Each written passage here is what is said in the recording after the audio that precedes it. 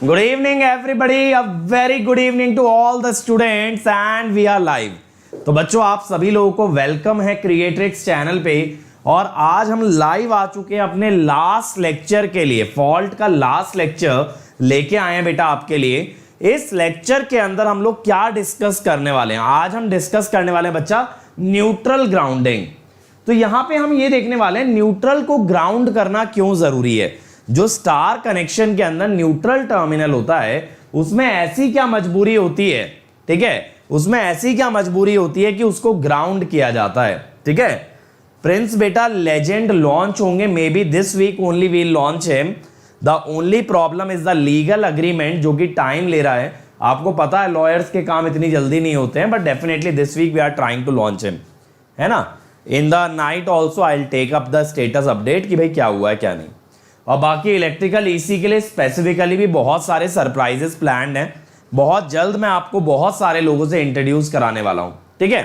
चलो तो let's get started dear students. सबसे पहले let me introduce myself my dear friends. My name is Ankit Goyal. I got AIR1 twice in GATE in 2014 and 2018. I was awarded the President of India Gold Medal in the year 2013 when I graduated from IIT Indore. Till date, I have trained more than 1 lakh students in the online and the offline classes, and I am presently working as a director at an academy for GATE department. अब बच्चों देखो ये सब credential हैं जो कि matter भी करते हैं, but what matters the most is कि गाइस आप लोग ऐसे क्रेडेंशियल बनाओ, आप लोग इस मुकाम पे पहुंचो जहां शायद मैं मेहनत करके पहुंचा हूं और फिर एक दिन हम लोग इंटरव्यू करें। I interview you and I ask you कि बेटा आपने तैयारी कैसे की थी, आपकी क्या स्ट्रेटेजी थी। उस मुकाम पे हमें जाना है, उस मुकाम पे जाना है और उसके लिए हम लोग दिन रात यार मेहनत भी कर रहे हैं। मुझे पूरी उम्मीद है कि मेरे बच्चे उतनी ही मेहनत कर रहे हैं जितनी शायद मैं कर रहा हूं। वो भी दिन रात एक करके जुट गए हैं तैयारी में कि भैया कोई चीज में कमी नहीं छोड़ेंगे, कोई चीज में कमी नहीं छोड़ेंगे एंड हम कर दिखाएंगे। और इस फीलिंग के साथ मेरी पूरी स्टूडेंट कम्युनिटी लगी हुई है, दैट आई टोटली बिलीव। अब बेटा देखो आपकी रैंक अगर आपको लानी है and you can't afford Unacademy subscription, तो बच्चा आप सिर्फ यूट्यूब के थ्रू तैयारी मत करो। आपके पास और भी रिसोर्सेज हैं जैसे कि अनअकैडमी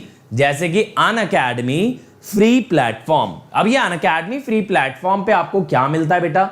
अनअकैडमी फ्री प्लेटफॉर्म पे आपको मिलती हैं फ्री क्लासेस, ठीक है, फ्री क्लासेस। इसके अलावा फ्री टेस्ट सीरीज, ठीक है, फ्री टेस्ट सीरीज।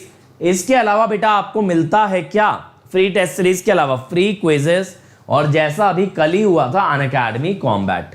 तो इतना कुछ ऑलरेडी आपको फ्री मिल जाता है जो कि आपकी यूट्यूब क्लासेस को कॉम्प्लीमेंट करके आपको एक बूस्ट दे देता है, आपको बेटा एक बूस्ट दे देता है जिससे कि आप एक कदम और आगे बढ़ जाते हैं, एक कदम और आप आगे बढ़ जाते हैं और आपके लिए आपकी जर्नी आसान हो जाती है।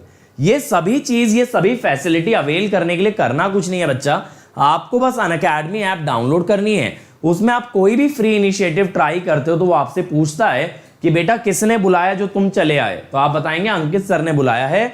और कैसे बताओगे? Using the code Ankit ESE। तो बेटा ये कोड आपको 10% ऑफ तो दिलाता है परचेज करते हुए, लेकिन फ्री प्लान के लिए भी ना ये चाबी है। फ्री प्लान पे एक ताला पड़ा हुआ है, वो चाबी मांगता है तो वहां ये चाबी लग जाती है अंकित ESE।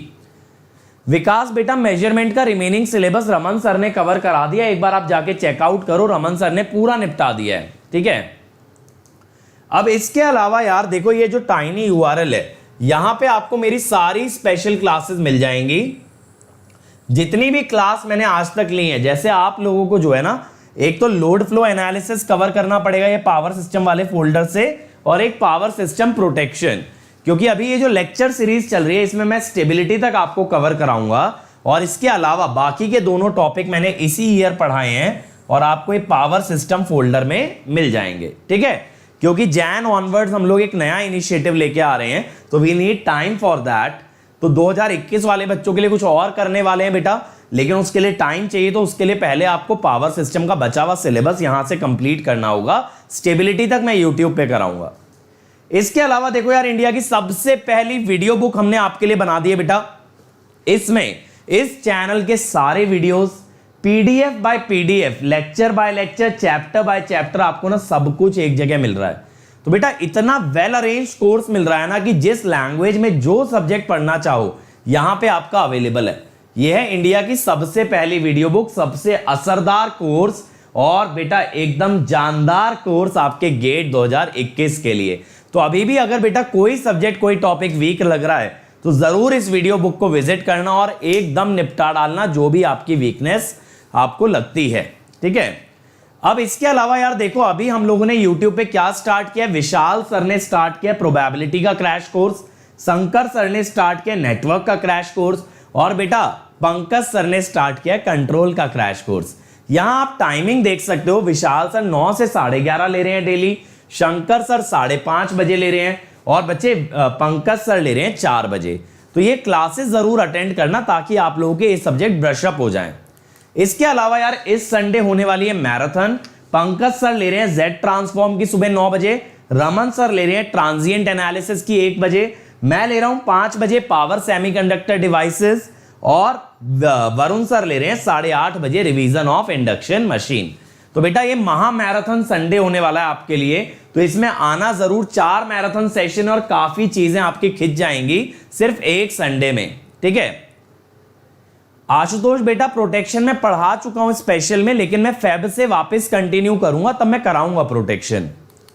अब इसके अलावा देखो यार अगर प्लस पे आते हो तो प्लस पे आपको मिलते हैं सभी टॉप एजुकेटर के लाइव क्लास, उनके डेली प्रैक्टिस पेपर, उनकी weekly quizzes, test series, question bank, practice questions week, और इसके अलावा आपको मिलेगा डाउट क्लियरिंग। और बेटा सिर्फ कॉम्प्रिहेंसिव ही नहीं, क्रैश कोर्स भी मिलेंगे। And the best part is कि आप एक सब्सक्रिप्शन में जितने चाहे उतने बैचेस में एनरोल कर सकते हो, that is totally up to you. और आइकॉनिक है इसका बड़ा भाई, आइकॉनिक आपको प्लस के सारे बेनिफिट्स के साथ देता है, एक पर्सनल कोच जो कि आपकी जो प्रॉब्लम रहती है ना सर कैसे पढ़ें, कहां से पढ़ें, ये हमें कैसा रूटीन बनाना है, मैं जॉब वाला हूं, मैं कॉलेज गोइंग स्टूडेंट हूं, ये सारी चीजों को टैकल करते हुए आपके लिए एक बेस्ट स्ट्रेटेजी, एक बेस्ट प्लान बनवाएगा। आपका बेटा जो मेन टीचर्स हैं, जो टॉप एजुकेटर्स हैं, उनके साथ हर 2 हफ्ते में एक स्ट्रेटेजी सेशन लगेगा जहां आप अपनी सारी क्वेरीज क्लियर कर सकते हो। आपको सेम डे आपके डाउट का आंसर दिया जाता है बाय एक्सपर्ट, जो भी डाउट आप पोस्ट करोगे ग्रुप पे उसका इमीडिएट आपको आंसर मिलेगा। एंड नॉट ओनली दिस, आपको स्टडी मटेरियल एक्स्ट्रा मिलेगा और बेटा आपको टेस्ट का एनालिसिस भी अलग से करके दिया जाता है कि आपको मालूम चल जाए आपकी स्ट्रेंथ और वीकनेस। इसमें आपको करना क्या है बच्चे, इसमें आपको बस एक कोड लगाना है अंकित ESE, और अंकित ESE कोड से ही आपका देखो फ्री प्लान भी एक्टिव होता है, इसी से बेटा आपका प्लस भी एक्टिव होता है और इसी से आपका आइकॉनिक भी मिलता है। तो प्लस या आइकॉनिक के लिए जाते हुए पेमेंट के टाइम पे चेक कर लेना that the code is Ankit ESE। अब बच्चा जल्दी से इस कंप्यूटर का पासवर्ड दे दो so that we start the class, ठीक है। जल्दी से बताओ, जल्दी से इस कंप्यूटर का पासवर्ड बता दो यार, जिससे कि हम जल्दी से जल्दी ये क्लास स्टार्ट कर लें। कम on everybody, yes yes yes, let's crack it, let's crack it. अब यार देखो एक क्वेश्चन से आज शुरू करेंगे, आज थोड़ा सा पैटर्न बदल रहे हैं, आज क्वेश्चन से शुरू करते हैं, ठीक है। A star 100 MVA 18 kV alternator with isolated neutral, यानी न्यूट्रल ग्राउंडेड नहीं है, has positive, negative and zero sequence impedance, a LG fault occurs on phase A of alternator under no load, what is the voltage of phase B and C। अब देखो यार अगर मैं यहां पे आपका सीक्वेंस नेटवर्क्स को जोड़ के सर्किट बनाऊं फॉर LG फॉल्ट, और बच्चों लड़ाई नहीं करना है चैट के अंदर, ध्यान दो, काफी अच्छी बात यहां पे सिखाने वाला हूं, सीखने पे ध्यान दो। देखो ये हो गया आपका पॉजिटिव सीक्वेंस रिएक्टेंस, ये हो गया मेरे भाई आपका नेगेटिव सीक्वेंस रिएक्टेंस, ये हो गया जीरो सीक्वेंस। लेकिन मेरे भाई जीरो सीक्वेंस में ना ये बताया न्यूट्रल अनग्राउंडेड है, ठीक है, न्यूट्रल अनग्राउंडेड है। इसी वजह से क्या हुआ, आपका XN इंफिनिटी हो गया, और XN इंफिनिटी हो जाने से यहां पे ओपन सर्किट हो गया, ठीक है, यहां पे आपका ओपन सर्किट हो गया भाई। अब क्या होगा ध्यान से देखो, जब आपकी ये लूप ओपन हो गई तो यहां पे आने वाला करंट क्या हो गया, जीरो हो गया ना, जीरो हो गया। यानी आप ये कह सकते हो इन एलजी फॉल्ट, ध्यान से समझ लो, in LG fault without neutral grounding, without neutral grounding IA1 is zero, और इसके कारण बेटा IF जो कि 3 टाइम्स IA1 होता है दैट इज ऑल्सो जीरो। अच्छा देखो इसके अंदर ना एक चीज हमने मिस कर दी है यार, इसके अंदर हमने एक चीज मिस कर दी है, वो मैं बना देता हूं आप लोगों के लिए।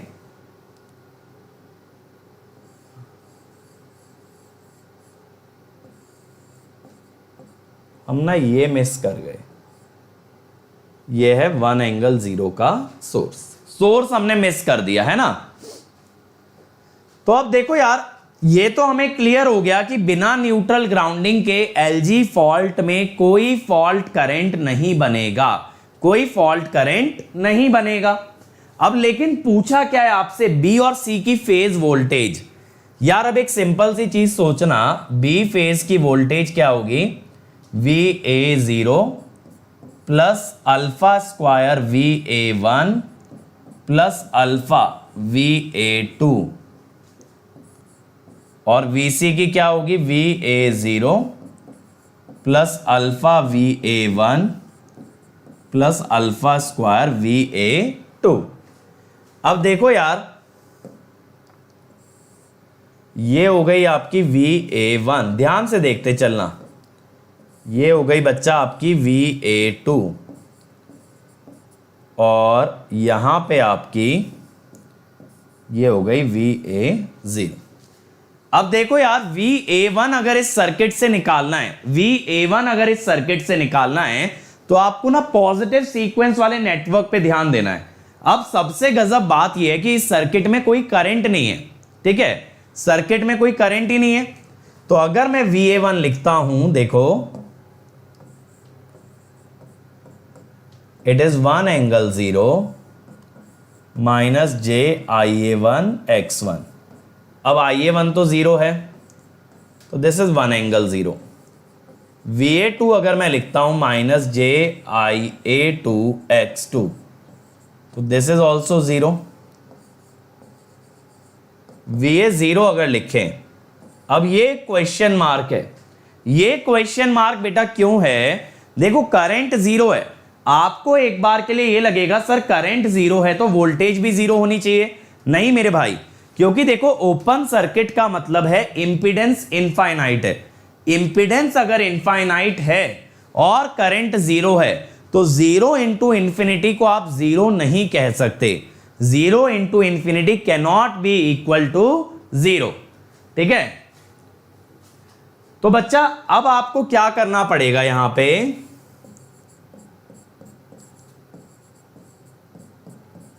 और मेरे भाई थैंक यू गेमिंग, बढ़िया चल रहा है, आप बताओ आपका कैसा चल रहा है भाई। अब देखो यहां पे 1 प्लस 0 प्लस VA0, तो VA0 इज -1, ये आ गया है ना। अब देखो दो वैल्यूज हमारे, तीनों वैल्यूज हमारे पास आ गई।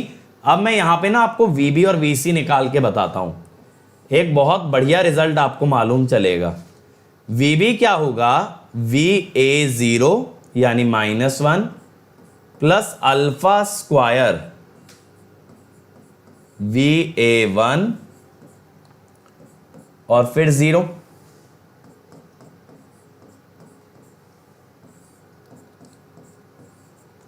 ठीक है।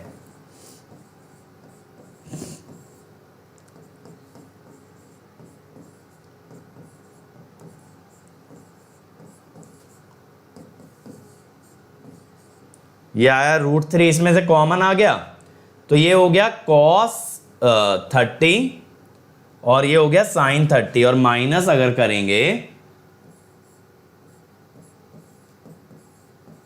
ये बन गया √3 पर यूनिट, ठीक है, √3 पर यूनिट।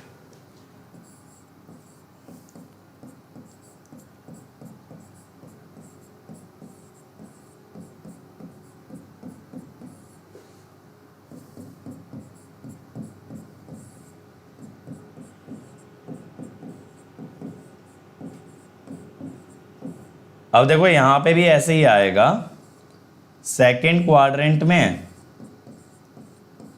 यार अब एक चीज सोचो, आप यहां पे आपके पास जो फेज वोल्टेज आ रही है, आपके पास जो फेज वोल्टेज आ रही है बेटा, इसके अंदर वैल्यू आ रही है √3 पर यूनिट। ठीक है, √3 पर यूनिट आ रही है। अब √3 पर यूनिट अगर आ रही है तो आप ये कह सकते हो VB और VC, मैंने बताया था ना पर यूनिट से एक्चुअल वैल्यू में आने के लिए फेज का बेस यूज करते हैं।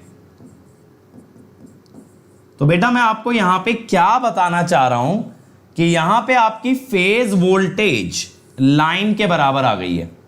यहां पे आपकी फेज की वोल्टेज लाइन के बराबर आ गई है। ठीक है, तो इसके अंदर क्या है, इसके अंदर क्या हुआ, तो बेसिकली न्यूट्रल ना ग्राउंड करने से फॉल्ट करंट 0 हो गया, फॉल्ट करंट 0 हो गया। लेकिन बेटा उस कारण से फेज की वोल्टेज किसके बराबर आ गई, लाइन के। अगर फेज में 73%, फेज में अगर 73% वोल्टेज में इंक्रीज आ गया तो बच्चा आपकी इंसुलेशन डैमेज हो जाएगी, आपकी इंसुलेशन डैमेज हो जाएगी। यानी ए फेज में ग्राउंडिंग वाला फॉल्ट आया, उसके कारण बी और सी की इंसुलेशन डैमेज हो सकती है, और यही खतरा है न्यूट्रल को ना ग्राउंड करने का। समझ आ रही है मेरी बात? न्यूट्रल को ना ग्राउंड करने का सबसे बड़ा रिस्क है कि यहां फेज वोल्टेज बन जाती है लाइन के बराबर, which can damage the insulation in the other two phases. अब नितिन क्या कह रहे हैं, पावर इलेक्ट्रॉनिक्स में थायरिस्टर, डायक, ट्रायक, यूजेटी, इससे स्टार्ट करना मेरा भी भला हो जाए।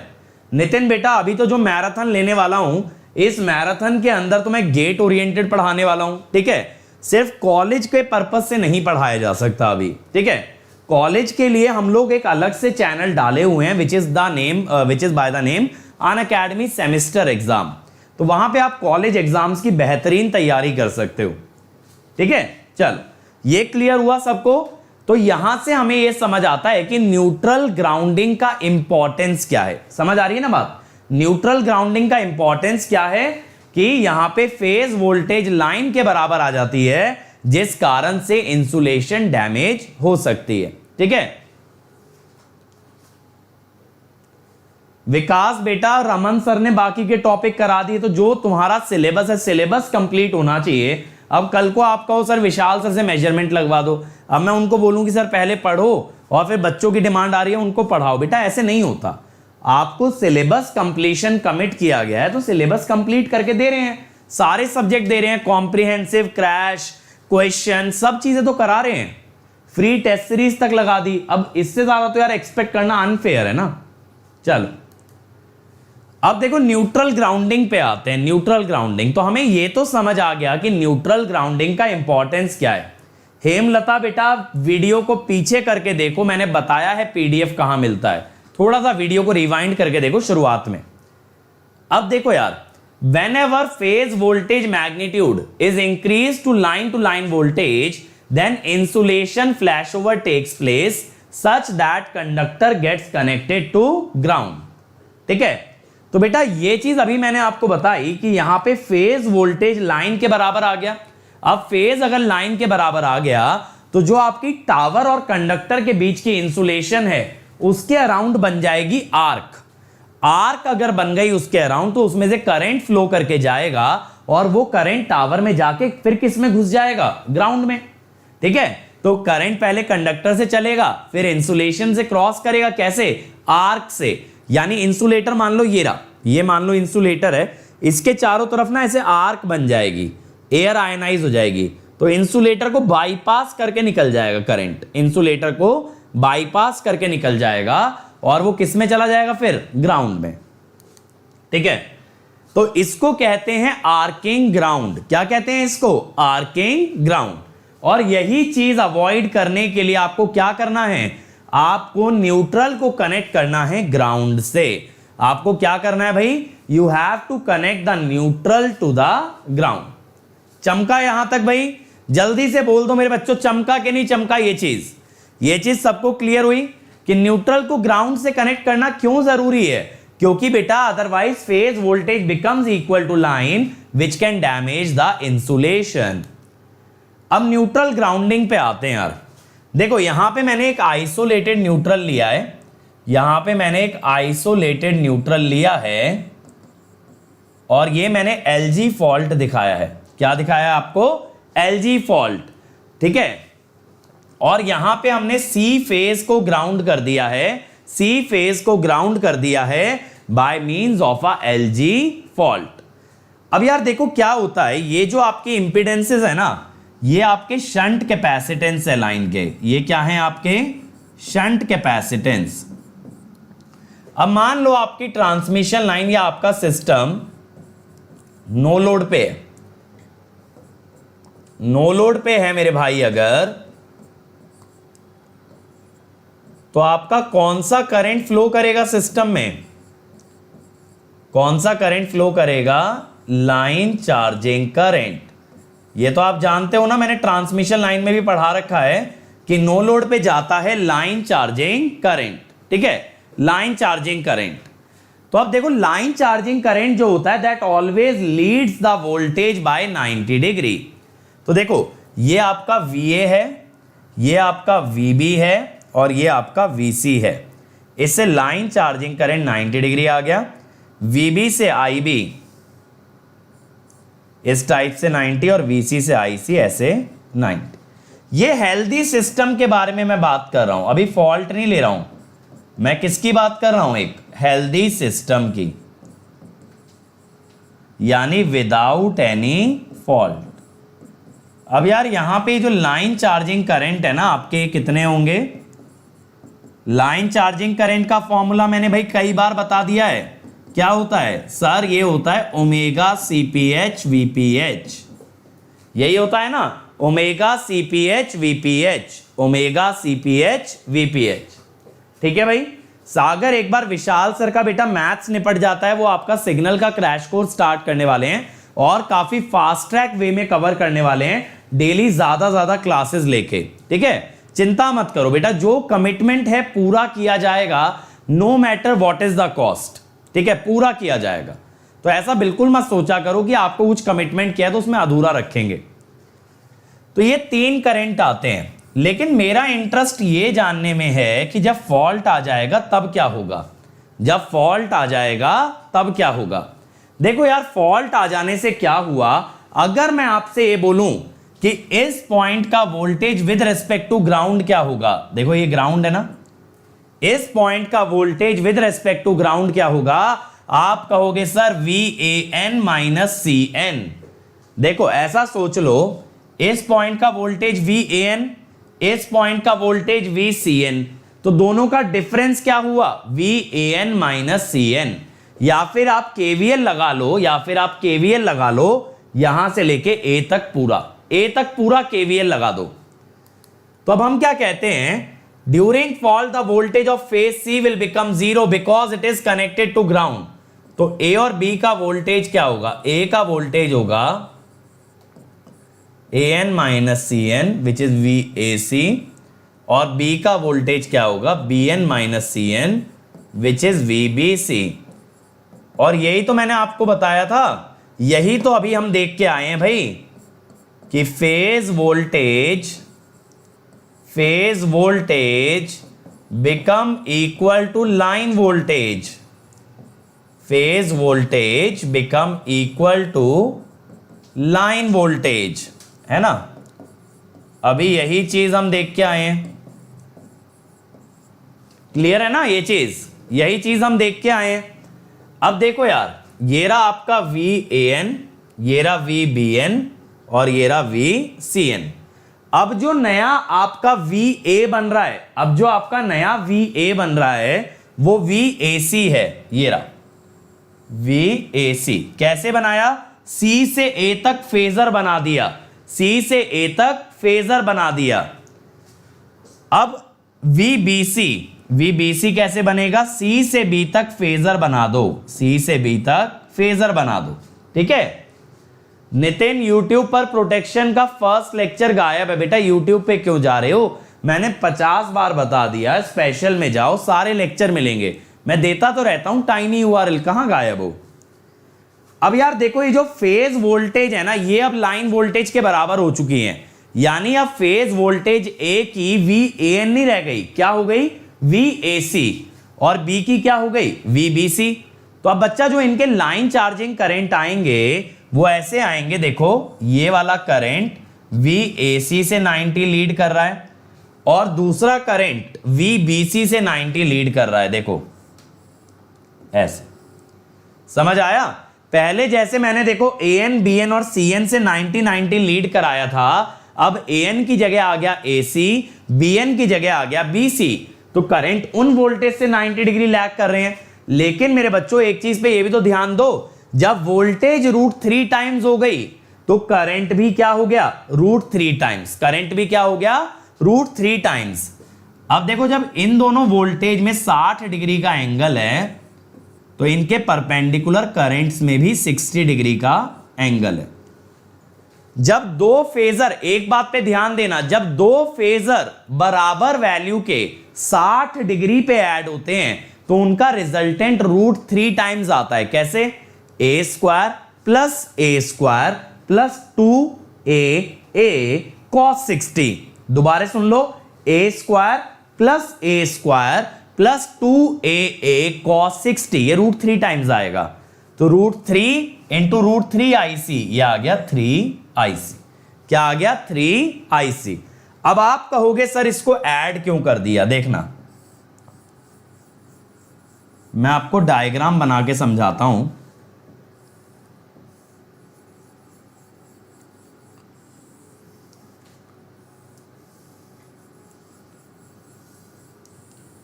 क्या हुआ है ना, देखो यहां पे आपके एक कैपेसिटर लगा था, यहां पे आपके एक कैपेसिटर लगा था। अभी तीसरे वाले को तो भूल जाओ।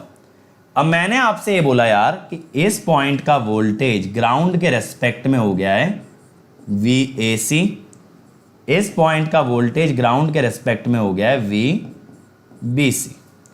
इस वजह से यहां पे जो करंट आ रहा है √3 IC, √3 IC, तो यहां से बेटा जो करंट चला होगा दैट विल बी 3 IC।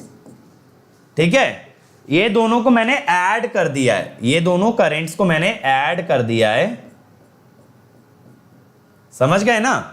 ये दो वायर में करंट अगर √3 IC है तो KCL के हिसाब से तीसरी वायर में कितना आ गया 3 IC। ऐसा मत कहना सर 2√3 आना चाहिए था, बेटा स्केलार्स नहीं है फेजर है, तो फेजर की तरह ऐड करोगे, तो ऐसा मत कहना √3 + √3 इज 2√3, नहीं ऐसी गलती नहीं। क्लियर हुआ यहां तक? यहां तक क्लियर है। तो अब देखो यार ओवरऑल अगर बात करें तो दो समस्याएं हो गई हैं। दो समस्याएं क्या हो गई हैं? न्यूट्रल ना ग्राउंड करने से फेज वोल्टेज की वैल्यू हो गई है लाइन के बराबर, और दूसरी समस्या क्या हो गई है? दूसरी समस्या हो गई है लाइन चार्जिंग करंट फ्लो करने की, कि लाइन चार्जिंग करंट हो गया है 3 गुना। समझ रहे हो ना, दो समस्याएं हैं, phase voltage is equal to line, और secondly the line charging current becomes 3 times. तो अब बेटा न्यूट्रल ग्राउंडिंग में ना इस प्रॉब्लम को ही रिजॉल्व करना है, न्यूट्रल ग्राउंडिंग के अंदर यही समस्या का समाधान करना है, और यही इसीलिए टॉपिक इंपॉर्टेंट है। प्रैक्टिकल सिग्निफिकेंस समझ आया? न्यूट्रल ग्राउंडिंग का सिग्निफिकेंस समझ आया सब लोगों को कि न्यूट्रल ग्राउंडिंग क्यों करना जरूरी है? समझ गए ना, वरना फॉल्ट एक फेज में आएगा और बाकी दोनों फेज की इंसुलेशंस को डैमेज कर जाएगा, उन्हें भी टावर से जोड़ देगा, तो LG फॉल्ट तुरंत बन जाएगा 3 फेज फॉल्ट। समझ रहे हो, LG फॉल्ट की वजह से बाकी दोनों की अगर इंसुलेशन डैमेज हो गई तो बाकी दोनों फेज में भी फॉल्ट आ गया, तो एक single line to ground fault हो जाएगा 3 फेज फॉल्ट। तो ऐसा नहीं होना चाहिए। अब देखो यार ग्राउंडिंग दो तरह की होती है, ग्राउंडिंग बेटा दो तरह की होती है, एक होती है सिस्टम ग्राउंडिंग और एक होती है न्यूट्रल ग्राउंडिंग। एक क्या होती है? Neutral grounding. ठीक है, अब ये सिस्टम ग्राउंडिंग क्या है? सिस्टम ग्राउंडिंग या पहले न्यूट्रल ग्राउंडिंग। तो बेटा न्यूट्रल ग्राउंडिंग का मैंने आपको अभी सिग्निफिकेंस बता दिया कि अगर आप न्यूट्रल टर्मिनल को ग्राउंड करते हो, अगर आप न्यूट्रल टर्मिनल को ग्राउंड करते हो मेरे बच्चे, तब उससे आपका वो जो आर्क बनता है बाकी दोनों फेजेस में, वो अवॉइड किया जा सकता है। You can avoid the arcing ground if you ground the neutral terminal. बात क्लियर है? If you ground the neutral terminal you can avoid any sort of arcing ground. ठीक है, ये चमका सिस्टम ग्राउंडिंग, और इसी को बोलते हैं न्यूट्रल ग्राउंडिंग। न्यूट्रल ग्राउंडिंग का सिग्निफिकेंस तो मेरे हिसाब से सब लोगों को क्लियर है। अब दूसरी होती है यार इक्विपमेंट ग्राउंडिंग और सेफ्टी ग्राउंडिंग। अब ये क्या होता है, आपने ये देखा होगा बहुत बार हमारे पास जो चार्जर होते हैं लैपटॉप के, जो प्लग होते हैं, उनके अंदर 3 पिन होते हैं। 3 पिन का क्या सिग्निफिकेंस होता है यार?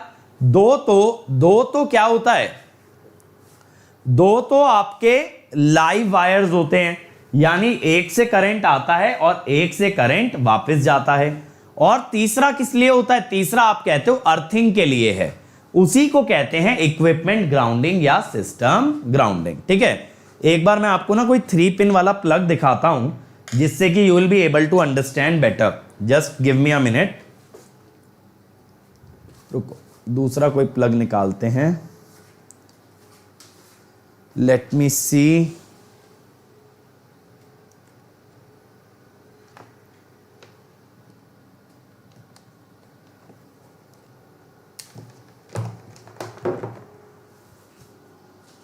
ठीक है, देखो अब जैसे देखो यार, ये वाला प्लग देखो, ये मेरे लैपटॉप का चार्जर है।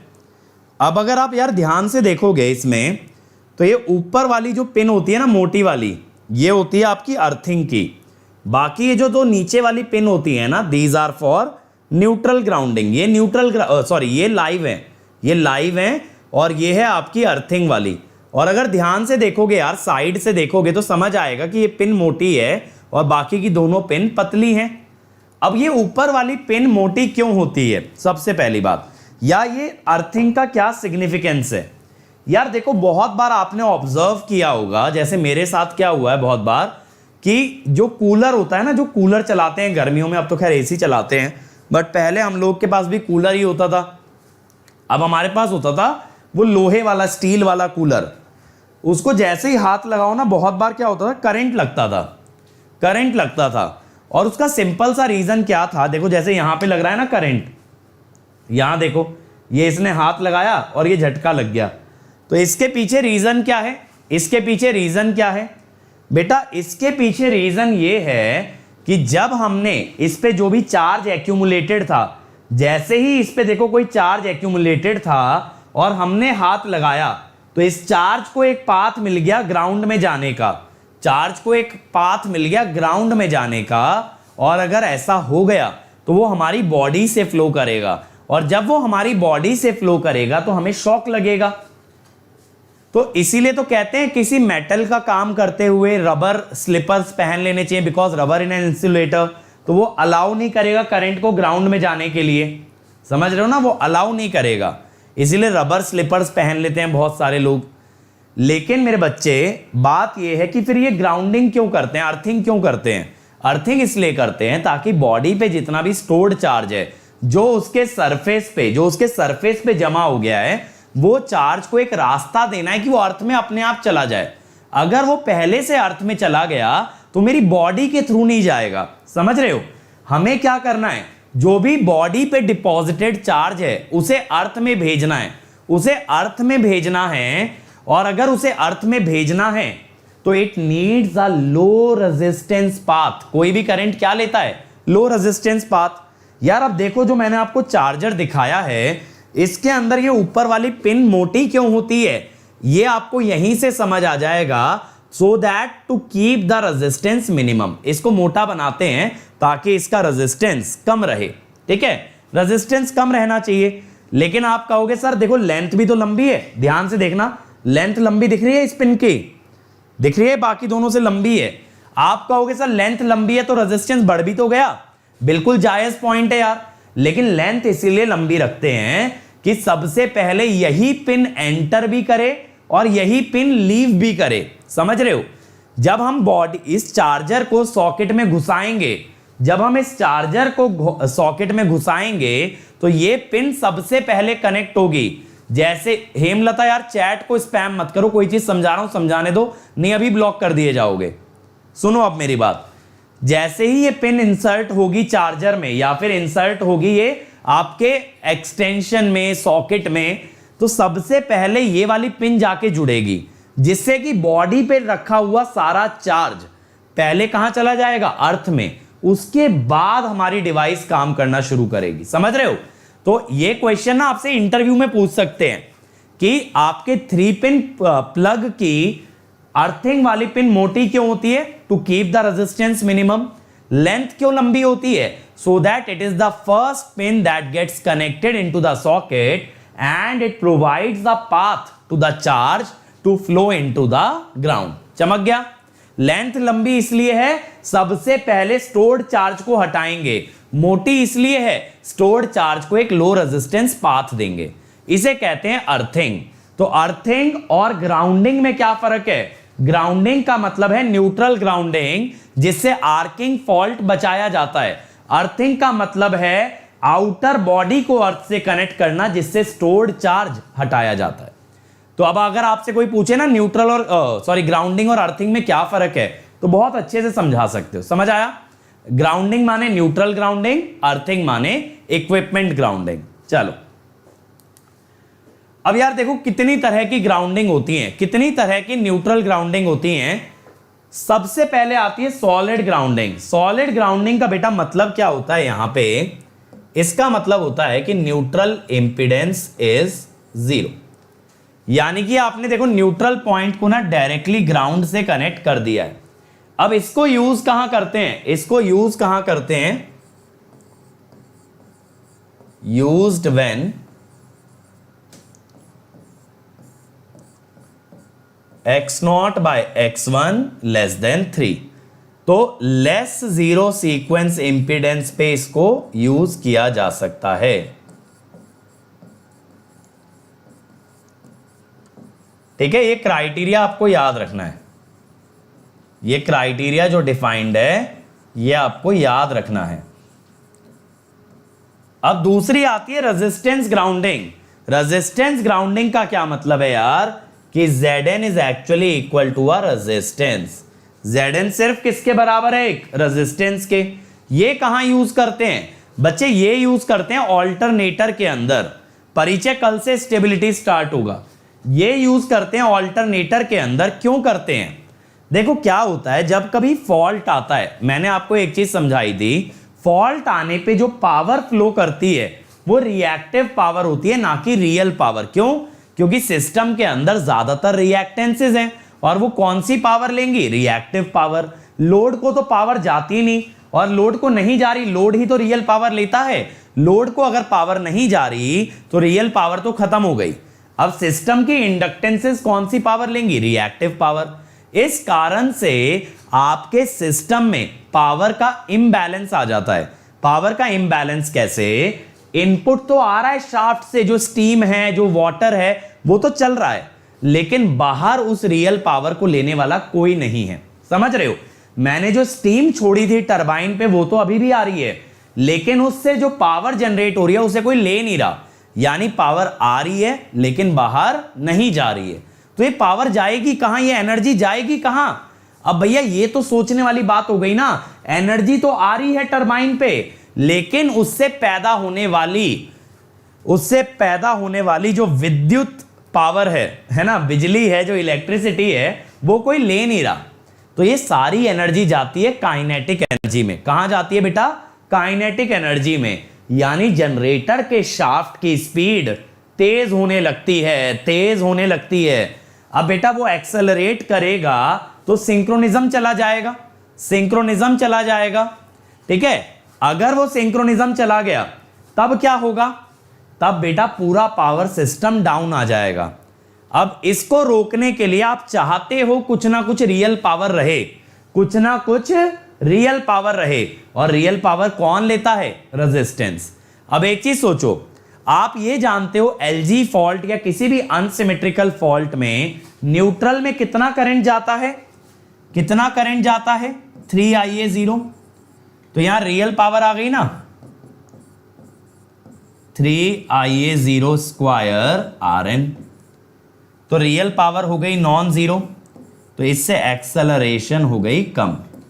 तो अब अगर आपसे कोई पूछे जनरेटर में रेजिस्टेंस क्यों लगता है न्यूट्रल में, वो स्टेबिलिटी इंप्रूव करने के, ठीक है, वो स्टेबिलिटी इंप्रूव करने के काम में आता है, ठीक है, वो स्टेबिलिटी इंप्रूव करने के काम में आता है। तो इस पॉइंट पे ना वापस से लौटेंगे, जब स्टेबिलिटी पढ़ाऊंगा, स्टेबिलिटी के लास्ट लेक्चर में फिर से ये आएगा, वहां हम बात करेंगे स्टेबिलिटी सुधारने के क्या तरीके हैं।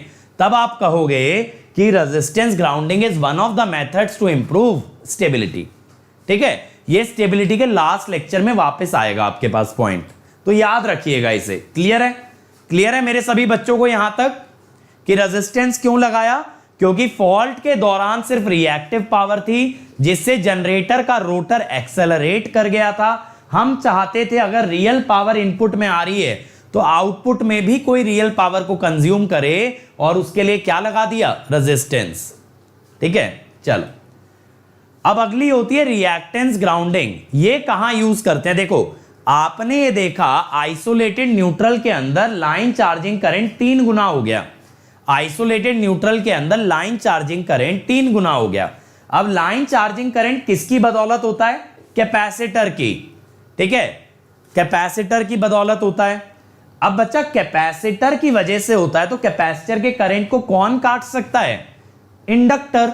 सिंपल है, कैपेसिटर के करंट को कौन काटेगा? Inductor.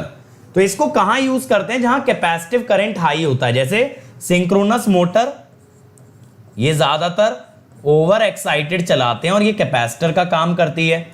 Capacitor having large line charging current. और आप एक और चीज कह सकते हो, लॉन्ग ट्रांसमिशन लाइन, वहां भी चार्जिंग करंट हाई होता है। तो हम क्या कह रहे हैं यहां पे कि रिएक्टर कैंसिल्स कैपेसिटर करंट, इसीलिए इंडक्टर लगाया। इसकी जो कंडीशन है ना बेटा, वो आपकी सॉलिड ग्राउंडिंग से उल्टी है, उल्टी है। x0/x1 इज ग्रेटर देन 3, ठीक है। अमल बेटा ट्रांसफॉर्मर में ज्यादातर या तो सॉलिड ग्राउंडिंग का यूज करते हैं या फिर रिएक्टेंस ग्राउंडिंग का। अब देखो इंडक्टर कैपेसिटर भाई भाई नहीं है, दुश्मन है, ठीक है। अमित बेटा वो मैंने अनसिमेट्रिकल के लास्ट में डिराइव करा दिया है कि एलजी फॉल्ट क्यों ज्यादा सिवियर होता है सिमेट्रिकल फॉल्ट से जब जनरेटर पे आता है। इस पे तो मैंने क्वेश्चन भी करा दिया आपको, पिछले लेक्चर में क्वेश्चन कराया और पिछले से पिछले लेक्चर में डिराइव कराया। प्रिंशु बेटा इसी हफ्ते आएगा। अब आगे देखो, एक और ग्राउंडिंग होती है रेजोनेंस ग्राउंडिंग, पीटरसन कॉइल, ठीक है, या फिर आर्क सप्रेसर कॉइल। ये भी देखो है तो आपकी यही, ये भी है तो आपकी रिएक्टेंस ग्राउंडिंग ही, लेकिन यहां ना रिएक्टेंस एक पर्टिकुलर वैल्यू की लगाते हैं, यहां रिएक्टेंस एक पर्टिकुलर वैल्यू की लगाते हैं। अब देखो जैसे यहां पे ग्राउंडिंग आई तो यहां तो 0 वोल्ट हो गया ना,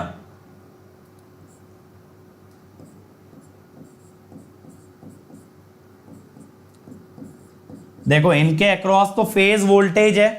तो अगर मैं ये कहूं इस इंडक्टर के अक्रॉस कितनी वोल्टेज है, इस इंडक्टर के अक्रॉस कितनी वोल्टेज है, वोल्टेज अक्रॉस इंडक्टर,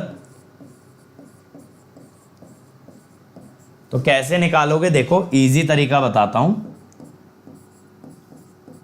देखो यहां पे भी 0 वोल्ट है, यहां पे भी 0 वोल्ट है, तो आप ना यहां से यहां तक केवीएल लगा लो, तो आपको यह मालूम चलेगा इंडक्टर के अक्रॉस वोल्टेज है VPH। तो अगर मैं आपसे कहूं इंडक्टर में करंट कितना होगा, VPH/ओमेगा L। अब मैं ये कहता हूं इसे कैंसिल करना है, इसे कैंसिल करना है 3 times the line charging current को। इसे कैंसिल करना है किसे? 3 times the line charging current को। आपने ये देखा था यहां पे कि कितना चार्जिंग करंट फ्लो करता है, कितना चार्जिंग करंट फ्लो करता है? 3IC। तो इसको किसके बराबर करना है? 3IC। 3 ω CpH VpH। अब देखो VpH तो दोनों तरफ से कट गया, अब L आ गया 1/3 ω² CpH। ये फॉर्मूला यार इंपॉर्टेंट है, ये फॉर्मूला इंपॉर्टेंट है न्यूमेरिकल्स के लिए। न्यूट्रल ग्राउंडिंग में मात्र एक सिंगल फॉर्मूला आपसे ये पूछा जाएगा कि भाई आर्क सप्रेसर कॉइल की इंडक्टेंस क्या होनी चाहिए, आर्क सप्रेसर कॉइल की इंडक्टेंस क्या होनी चाहिए, वो आपको लिखना है 1/3 ω² CpH, 1/3 ω² CpH। जयदीप मेरे हिसाब से बेटा नेक्स्ट टू नेक्स्ट वीक आएगा, ठीक है। न्यू एजुकेटर वाला सेशन इसी हफ्ते करने की कोशिश करूंगा मेरे बच्चों, ठीक है। और second combat next to next week आएगा। बेटा एसएससी जेई के लिए एक बार हमारे चैनल पे चले जाओ, अनअकैडमी एसएससी जेई, वहां आपको आपके क्वेश्चन का आंसर मिल जाएगा, ठीक है। चल अब देखो एक बार मैं आपको फॉल्ट समराइज करा देता हूं, जैसा आप लोगों ने बोला भी था। सबसे पहले एलजी फॉल्ट, इसका सर्किट आपको याद करना है, फिर आपको यह याद करना है EA बाय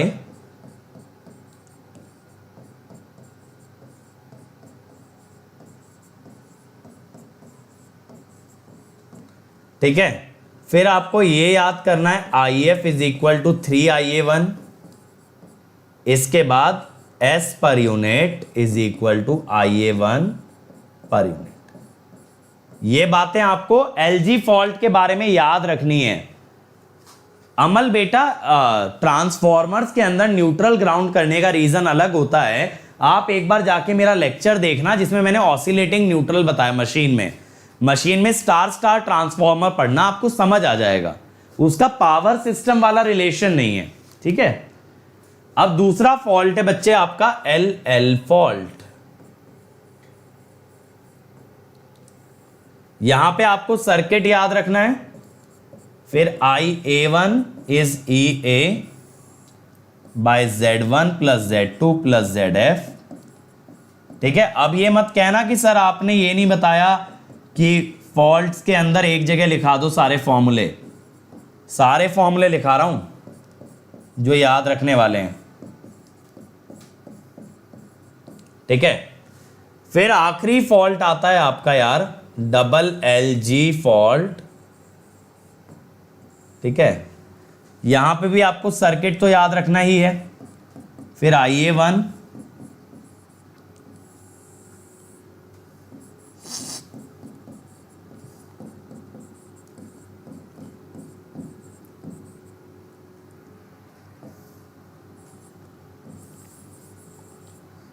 Z2 पैरेलल,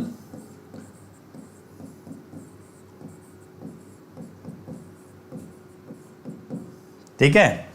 फिर IA0 निकालते हैं हम लोग करंट डिवीजन से,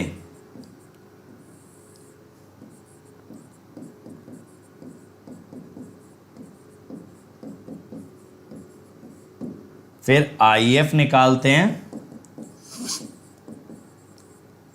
3IA0, ठीक है भाई। अब आपको एक ही जगह ना सारे फॉल्ट के फॉर्मूले लिखा दिए। फ्लोटिंग और आइसोलेटिंग न्यूट्रल एक ही चीज होती है, ठीक है। फ्लोटिंग और आइसोलेटेड न्यूट्रल एक ही चीज है। चलो अब आ चुका है बच्चों सबसे इंटरेस्टिंग टाइम लेक्चर का, that is the quiz time. हम लोग पहुंच चुके हैं क्विज टाइम पे, तो सब लोग तैयार हो जाएं भाई। अपने दिमाग की ताले की चाबी लगा के तैयार हो जाओ, दिमाग का ताला खोल लो, क्योंकि दिमाग लगा के आंसर देना है और विद इन 15 सेकेंड्स आंसर देना है। चलो लेट्स क्रैक इट। पहला question, neutral grounding solid grounding is used when the line charging current is high, true और फॉल्स। सॉलिड ग्राउंडिंग का यूज किया जाता है जहां लाइन चार्जिंग करंट हाई होता है, ट्रू या false? Come on everybody, and the answer is false. हम क्या लिखेंगे? We use reactance grounding in such case, है ना।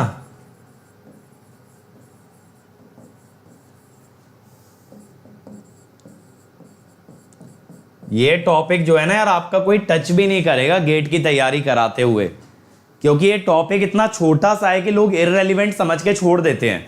लेकिन पावर सिस्टम की स्टडी कैसे पूरी हो सकती है जब तक हम न्यूट्रल जैसे इतने इंपॉर्टेंट टर्मिनल के बारे में बात ना कर लें।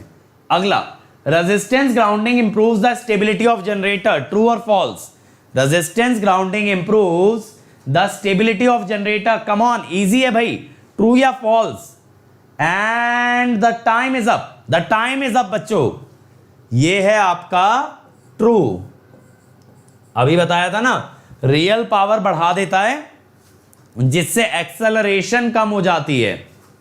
चलिए बहुत बढ़िया, बहुत सारे बच्चों ने आंसर किया है। गुरजीत ने सबसे पहले आंसर किया, then Saroj, then Kavita, then Rushali, then Ramcharan, then Madhu, then Parichay. बहुत बढ़िया, कम ऑन एवरीबॉडी। आखिरी क्वेश्चन, इस पे टाइमर नहीं लगाया है, सॉल्व करना है, सॉल्व करना है भाई, इस पे टाइमर नहीं है। ये जो यू लिखा है ना, ये माइक्रो है, समझ जाना अब, है ना, इतने तो आप लोग समझदार हो, जल्दी से बना दो यार। टाइमर नहीं लगाया बेटा मैंने, जल्दी से देखना है मुझे सबसे पहले कौन सही आंसर देगा। कम ऑन एवरीबॉडी, अभी बताया है इसका कॉन्सेप्ट, अभी बताया है। और कल से बच्चों हम लोग स्टार्ट करने वाले हैं स्टेबिलिटी वाली यूनिट, तो कल मैं आपको स्विंग इक्वेशन पढ़ाने वाला हूं, ठीक है, कल मैं आपको स्विंग इक्वेशन पढ़ाने वाला हूं। चलो जल्दी से बना दो यार ये सवाल।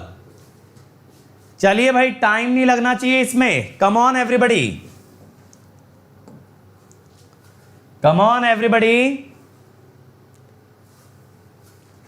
चलिए चलिए चलिए, बेहतरीन तरीके से निपटा दीजिए यार।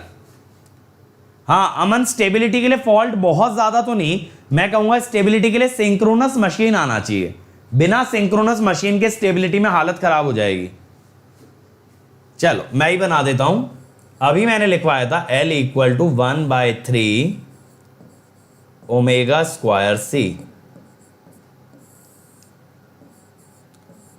Omega is 100 pi,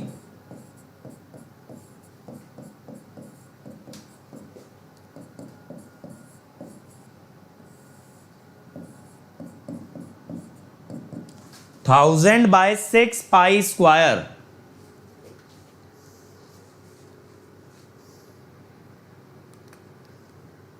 16.88 henry. तो इस टाइप का न्यूमेरिकल फ्रेम हो सकता है, ठीक है, इस टाइप का बच्चे न्यूमेरिकल फ्रेम हो सकता है आपके लिए, तो ये फॉर्मूला आपको पता होना चाहिए, ठीक है ना, सही बनाया ना हमने। चलो क्लियर हो गया। अब देखो यार, जैसा मैंने आपको बताया प्लस पे 21 दिसंबर से स्टार्ट हो रहा है एक गेट के लिए 2022 के लिए एक टॉप एजुकेटर्स का बैच बेटा। इसमें हमारी पूरी टीम ही नहीं बल्कि साथ में शामिल होंगे हफीज सर, अजय गुप्ता सर, बीवी Reddy sir, VSR Suresh sir. तो बेटा सिर्फ और सिर्फ हमारी टीम यानी विशाल सर, मैं, शंकर सर, कामेश सर के भी अलावा और सारे एजुकेटर भी इस बैच का हिस्सा बनेंगे, तो जल्दी से जल्दी इस बैच से आप लोगों को जुड़ जाना है using the code Ankit ESE। Monday से स्टार्ट हो रहा है बेटा, आज थर्सडे ऑलरेडी हो चुका है। आप सबको मैं देखना चाहता हूं इस बैच के अंदर। इसके अलावा देखो 2023 के लिए भी हम लोग बैच लॉन्च कर रहे हैं with all the top educator बेटा। अगेन कोड एक बैच अनेक, इसमें भी आपका लग जाएगा अंकित ESE का कोड, अंकित ESE का कोड मेरे बच्चों, ठीक है। अब देखो इसके अलावा हम लोग स्टार्ट कर रहे हैं एक स्पेशल क्लास सीरीज, जल्दी जल्दी बता देता हूं यार। एक स्पेशल क्लास सीरीज स्टार्ट कर रहे हैं जो बच्चे 2022 की तैयारी कर रहे हैं, ताकि उन्हें इंजीनियरिंग का एक आइडिया दे पाएं, हम लोग उन्हें बता पाएं इलेक्ट्रिकल इंजीनियरिंग क्या है, डिजिटल कैसे पढ़ना है, एनालॉग कैसे पढ़ना है, नेटवर्क कैसे, पावर सिस्टम कैसे, ये सारे सेशन लाइन से लगने वाले हैं यार। तो that is no your basics, a complete road map to approach each subject of every branch. तो इसमें हर सब्जेक्ट की स्ट्रेटेजी आपसे डिस्कस होने वाली है। 20 दिसंबर से स्टार्ट हो रहा है, यानी इस संडे से। इस संडे बेटा मैं रात को 9 बजे आपके लिए लेकर के आने वाला हूं नो योर बेसिक्स का सेशन। ओवरऑल इलेक्ट्रिकल इंजीनियरिंग पे आपसे बात करूंगा, आपसे मैं डिस्कस करने वाला हूं कि कौन सा टॉपिक कितने मार्क्स का आता है, कैसे किस सब्जेक्ट पे पकड़ बनानी है, किस सब्जेक्ट में आपको ज्यादा ध्यान देना है, इलेक्ट्रिकल की ब्यूटी के बारे में डिस्कस करेंगे। बहुत सारी बातें होने वाली हैं बेटा दिस संडे, ठीक है। इसके अलावा देखो, अगर आप अंकित ईएससी कोड लगाते हो आपको 1 ईयर का फीस लगेगा 27,225, 1.5 ईयर 34,650 और मेरे बच्चे 2 ईयर 39,600। आइकॉनिक के लिए जाते हो तो 1 ईयर का फीस है 45,225 और बेटा 2 ईयर का फीस है 66,600। अब आप मुझे अनअकैडमी पे फॉलो कर सकते हो यार, ये मेरा अनअकैडमी यूजर नेम है। ये पूरा लिंक अगर आप डालोगे unacademy.com/user/ankit-2047 मेरी प्रोफाइल पे आ जाओगे। वहां अगर आपको मेरे लिए कुछ फीडबैक लिखना है इन टर्म्स ऑफ हैट, आप फीडबैक दे सकते हो। इसके अलावा आपको मुझे मैसेज करना है तो you can message me, you can follow me, बहुत सारी चीजें कर सकते हो। तो अनअकैडमी ऐप डाउनलोड कर लो। हमारे अदर चैनल्स को सब्सक्राइब कर सकते हो यार, mechanical, civil, computer science, SSC, JE, GS terminal, Pathshala, junction, बहुत सारे चैनल है बेटा। एक बार विजिट करो और अपने मैकेनिकल, सिविल और कंप्यूटर साइंस वाले दोस्तों को भी बोलो they can also connect with us. So thank you everybody. Like जरूर करना यार, शेयर करना और चैनल पे अगर सब्सक्राइब नहीं किया है तो वो लाल वाला बटन दब जाना चाहिए और घंटी बजा के जाना ताकि आपको नोटिफिकेशन आते रहें इस चैनल के जितने भी लाइव सेशन होते हैं, ठीक है। अभी 8:30 बजे मिल रहे हैं बेटा, 8:30 बजे मिल रहे हैं। और 8:30 बजे क्या पढ़ने वाले हैं हम लोग? आज 8:30 बजे हम लोग डिस्कस करने वाले हैं मशीन, पावर सिस्टम और पावर इलेक्ट्रॉनिक्स के क्वेश्चन। तो सी यू देन, थैंक यू।